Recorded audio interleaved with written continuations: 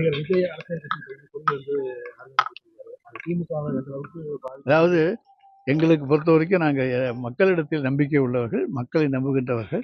எனவே மக்களுக்கான பணிகளை செய்திருக்கிற இயக்கம் திராவிட முன்னேற்ற கழகம். எனவே எத்தனை அரசியல் கட்சிகள் வேண்டுமென்றாலும் தமிழகத்திலே வரலாம். அது அதை போட்டிகளை நாங்கள் தவிர்க்க முடியாது, வர வேண்டும்.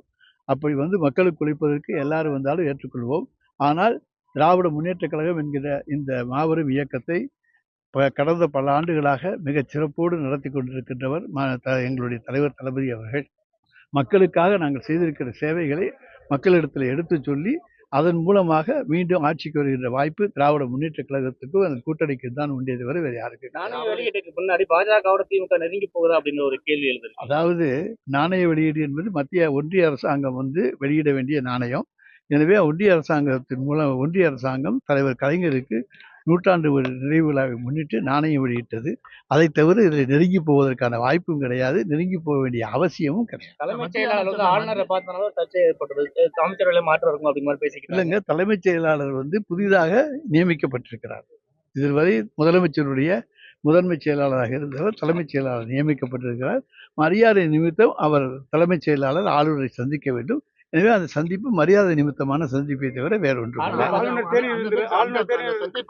வெளியில கசியவிட்ட செய்தி விஜய் கொடி அறிமுகப்படுத்துற நேரம் அது உங்களுடைய யூகம். அதுக்கு நாங்க பதில் சொல்ல முடியாதுல்ல.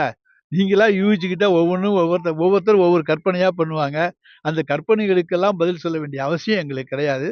ஏன்னா நாங்க அதை இது பண்ண வேண்டிய அவசியம் எங்களுக்கு கிடையாது. முடிஞ்சிருச்சுன்னு சொல்றாங்க. ஆளுநரோட பதவி காலம் முடிஞ்சிருச்சு. ஆனா அது குறித்து ஜனாதிபதி எந்த அறிவிப்பும் சொல்லல, இருப்பாரா இல்ல போறாரா அப்படிங்கிற அது ஒன்றிய அரசாங்கத்தை பொறுத்தது.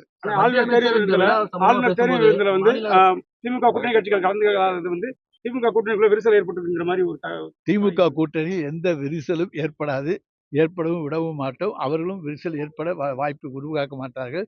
பலர் பகல் கனவு கண்டு கொண்டிருக்கிறார்கள் இந்த கூட்டணியில விரிசல் ஏற்படுமா என்று. நிச்சயமாக யாருடைய கனவும் நிறைவேறாது. தலைவர் தளபதியோடு எங்களுடைய கூட்டணி கட்சி தலைவர்கள் ஒற்றுமையோடு என்றைக்கும் பயணிப்பார்கள். மத்திய அமைச்சர் எல்முருகன் இது மாநில அரசை விட மாநில அரசு மத்திய அரசு அமைச்சர் அது அவருடைய கருத்து, எங்களுடைய கருத்து. நீங்க கூட்டத்தில் தொடர்ந்து பேசும்போது 200 தொகுதிக்கு மேல வெல்லுவோம்னு உறுதியா சொல்றீங்க. ஆமா. அதாவது திராவிட முன்னேற்ற கழகம் எப்பொழுதுமே தேர்தல் இருந்து வந்தால் ஒரு இலக்கை நோக்கி பயணிக்கும்.